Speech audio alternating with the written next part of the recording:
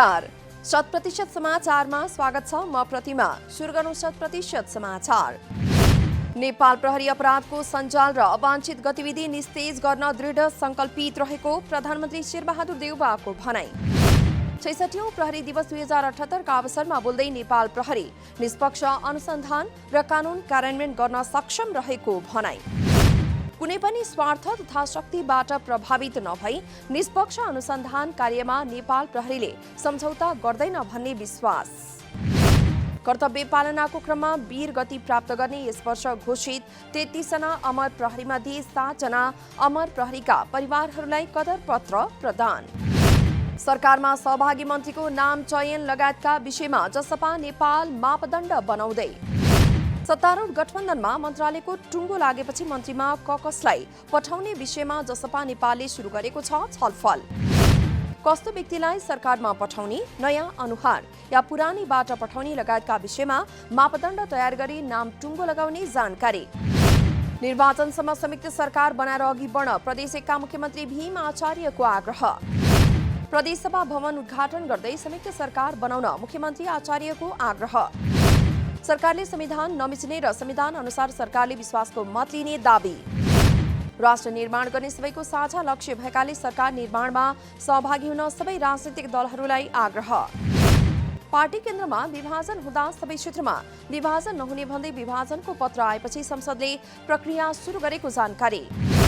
बाढी पहिरोबाट प्रभावित भएका सिन्धुपाल्चोक र नुवाकोटमा पुनर्निर्माण तथा पुनर्स्थापनाका लागि 2 करोड रकम दिने बागमती प्रदेश सरकारको निर्णय।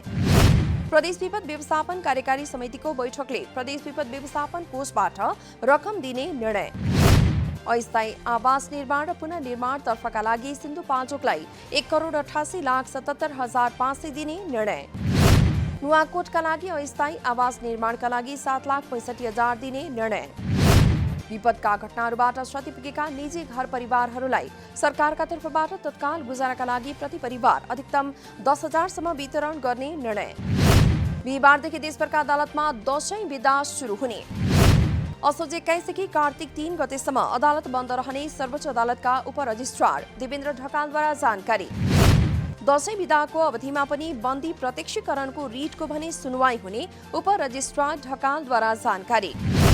घटस्थापना शनिबार र विजयादशमीको दिन बाहेकका अन्य दिनमा बन्दी प्रत्यक्षीकरणको रिट सुनवाई गर्न बिहान 11 देखि अपराह्न 3 बजेसम्म अदालत खुल्ने। वरिष्ठ अधिवक्ताहरूले बहिष्कार गरे सर्वोच्च अदालत बार एसोसिएसनको चियापान कार्यक्रम। चियापान कार्यक्रममा प्रधान न्यायाधीश चोलेन्द्र शमशेर जबरालाई बोलाएको भन्दै वरिष्ठ अधिवक्ताहरूले बहिष्कार गरे कार्यक्रम। मन्त्री परिषदमा भागबण्डा खोजेको लगायतका विवादमा परेका प्रधान न्यायाधीशको काम कारबाहीमाथि प्रश्न उठाउनु पर्ने बेलामा प्रमुख अतिथि बोलाएको भन्दै आपत्ति। आफूहरूले संगठित रूपमा नभई स्वविवेकले चियापानमा नगएर सन्देश दिएको दावी। वरिष्ठ अधिवक्ताहरूले बहिष्कार गर्ने पूर्व सूचना पाएपछि प्रधान न्यायाधीश जबरा पनि सहभागी हुनुभएन चियापान कार्यक्रममा। सप्तरीको हनुमाननगर कंकालिनी नगरपालिकामा औषधि खरिदमा लाखौं अनियमितता। महालेखा परीक्षकको वार्षिक प्रतिवेदन 2078 अनुसार सार्वजनिक खरिद नियमावली विपरीत हुने गरी औषधि खरिद गरिएको पाइयो।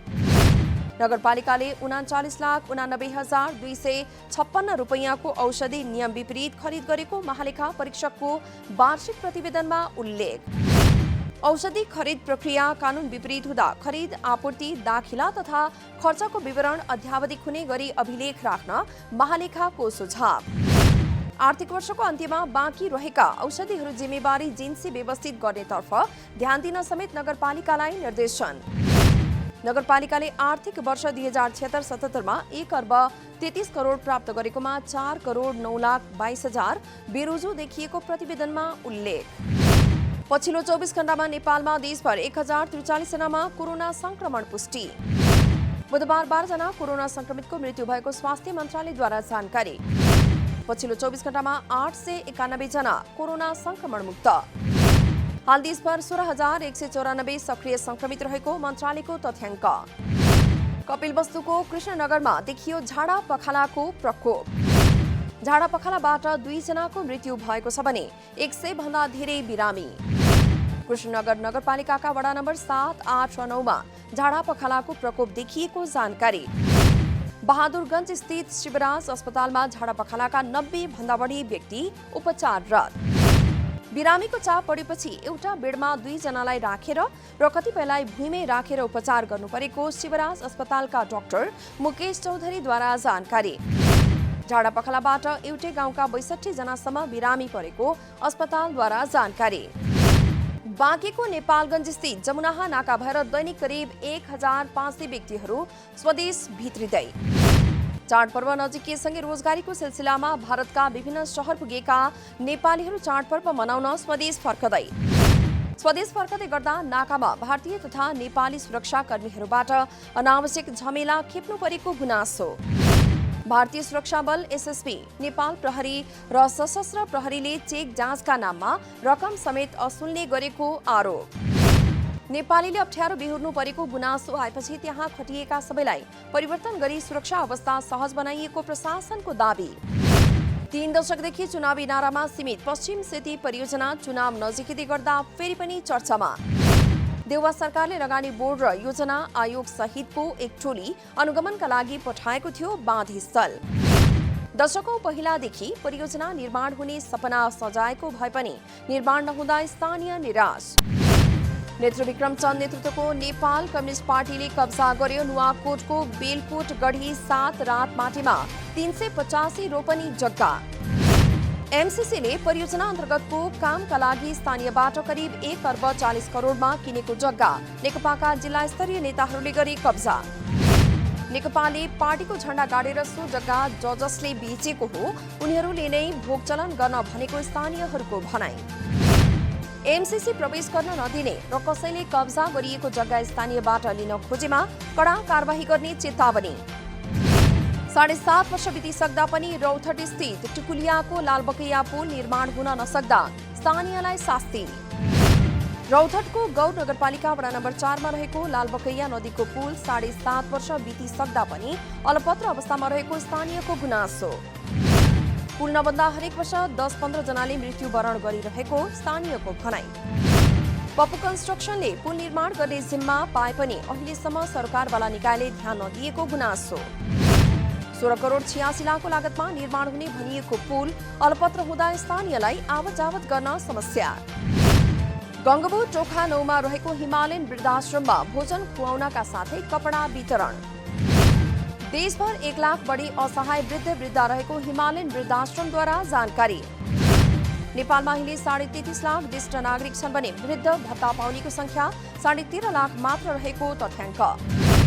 दूरसञ्चार सेवालाई सस्तो र सबैको पहुँचमा पुर्याउनु पर्नेमा सरकारवालाहरूको जोड। बारम्बार सेवा अवरुद्ध हुँदा पनि सम्बन्धित निकायले समस्या समाधानमा ध्यान नदिने गरेको गुनासो। टेलिफोन र इन्टरनेटमा बारम्बार समस्या परेकाले उपभोक्ता मारमा परेको भन्दै यसतर्फ सम्बन्धित निकाय गम्भीर हुनुपर्नेमा उपभोक्ताहरूको भनाइ। गुणस्तर सिद्ध्याएर नाफा कमाउन नभई सेवालाई सुलभ सहज पहुँचमा पुर्याउनका लागि तथा सेवालाई गुणस्तरीय बनाउनका लागि प्रतिस्पर्धा गर्नुपर्ने सुझाव। टेलिकमले आफ्ना सेवाहरूलाई क्रमशः अपग्रेड गरिरहेको नेपाल टेलिकमका प्रवक्ता राजेश जोशीको भनाइ। वाणिज्य आपूर्ति तथा उपभोक्ता संरक्षण विभागले गर्यो काठमाडौँ न्यू रोडका 5वटा पसललाई कारबाही। पसलहरू नियमानुसार सञ्चालन नभएको पाइएपछि 5 पसलहरूलाई कारबाही गरिएको विभागद्वारा जानकारी। 2वटा पसलहरूमा पनि मुख्य व्यापारी नै पसलमा नभएकाले 3 दिनको समय दिएर कारबाहीका लागि विभागमै उपस्थित हुन निर्देशन। चाडपर्वलाई लक्षित गर्दै व्यापारीहरूले ग्राहकहरूलाई नठगुन् भन्दै विभागले प्रत्येक दिन गरिरहेको छ अनुगमन। दशैं तिहार छठ जस्ता चाडपर्वलाई लक्षित गर्दै सहुलियत दिन सुर्खेतका व्यापारीहरूलाई आग्रह। सुर्खेतका व्यापारीहरूलाई पर्वहरूमा उपभोक्तालाई छुट दिन आग्रह गरे पनि व्यापारीले छुट दिन गरे अस्वीकार। 10% मुनाफामा आफूहरूले ग्राहकहरूलाई सहुलियत दिन नसक्ने व्यापारीहरूको तर्क। सहुलियतमा सामान बिक्री गर्न सुर्खेत उद्योग वाणिज्य संघको आग्रह। नेपाल राष्ट्र बैंकले बैंक तथा वित्तीय संस्थाहरूलाई 20 अर्ब रुपैयाँ उपलब्ध गराउने। देशको आर्थिक क्षेत्रमा देखिएको आर्थिक तरलता न्यूनीकरण गर्न रिपो मार्फत बैंक तथा वित्तीय संस्थाहरूलाई रकम दिन लागेको राष्ट्र बैंकद्वारा जानकारी। 14 दिनका लागि उपलब्ध गराइने पैसाका लागि बैंक तथा वित्तीय संस्थाहरूले प्रतिस्पर्धा गर्नुपर्ने, जसले बढी ब्याज कबुल गर्छ उसले उक्त रकम पाउने। रिपोको ब्याज स्थायी तरलता सुविधाको 5% भन्दा कम हुने।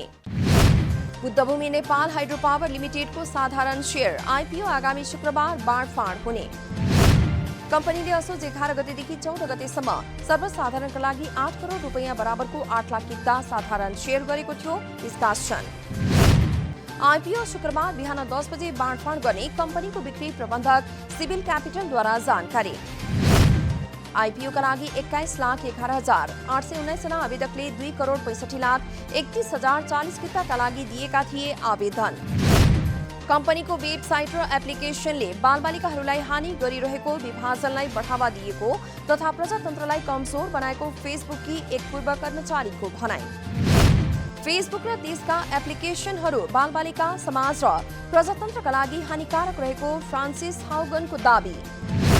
तर फ्रान्सिसले आफ्नो जानकारी र ज्ञान नै नभएको विषयमा बोलेको फेसबुकका संस्थापक मार्क जुकरबर्गको भनाई। फेसबुकमा प्रोडक्ट म्यानेजरका रूपमा काम गरिरहेकी बेला फ्रान्सिसले सार्वजनिक गरेकी थिइन् फेसबुकका गोप्य जानकारीहरू। अमेरिकी संसदमा भएको सुनवाईका क्रममा फेसबुकको कड़ा आलोचना गरेकी थिइन् फ्रान्सिसले। अहिलेको तनावलाई 40 वर्ष यताकै सबैभन्दा खराब भन्दै चीन अहिले नै ताइवानमाथि आक्रमण गर्न समर्थ रहेको रक्षा मन्त्री चिउ कु चेङको भनाई। चीन अहिले नै सक्षम भएको तर 3 वर्षमा पूर्ण तयारी सहित आक्रमण गर्न सक्ने रक्षा मन्त्री चिउ कु चेङको आशंका। चीनले शुक्रबार यताका 4 दिनमा मात्रै करिब 150 युद्ध विमान ताइवानको एयर डिफेन्स जोनमा पठाएको ताइवानको आरोप। चितवन टाइगर्स चौथो संस्करणको Everest premier league EPL T20 क्रिकेटको फाइनलमा प्रवेश। टियु क्रिकेट मैदानमा बुधबार भएको पहिलो क्वालिफायरमा पोखरा राइनोजलाई 9 विकेटले हराउँदै चितवन फाइनलमा प्रवेश। पोखराले दिएको 67 रनको लक्ष्य चितवनले 7 ओभर 5 बलमा 1 विकेटको क्षतिमा गरेको थियो पूरा। त्यस्तै भैरवा ग्ल्याडिएटर्स इपिएल T20 क्रिकेटको क्वालिफायरमा प्रवेश। बुधबार भएको एलिमिनेटरमा काठमाडौँ किङ्स 11लाई 16 रनले पराजित गर्दै भैरवा क्वालिफायरमा गरेको हो प्रवेश। भैरवाले फाइनल प्रवेशका लागि दोस्रो क्वालिफायरमा पोखरा राइनोसँग प्रतिस्पर्धा गर्ने। दोस्रो प्रकाश दाहाल स्मृति महिला तथा पुरुष राष्ट्रिय बक्सिङ प्रतियोगिता आगामी कार्तिक 29 देखि मङ्सिर 3 गतेसम्म हुने। देशभरका क्लब जिल्लाहरूबाट सहभागी हुने खेलाडीहरू यसअघि नेपाल बक्सिङ संघको आयोजनामा भएको राष्ट्रिय तथा क्षेत्रीय प्रतियोगितामा सहभागी बनेको हुनुपर्ने। खेलमा उत्कृष्ट पुरुष र महिलाहरूलाई विशेष पुरस्कारको व्यवस्था गरिएको नेपाल बक्सिङ संघद्वारा जानकारी। हवस् त 100% समाचार अहिलेलाई यति नै। नमस्कार।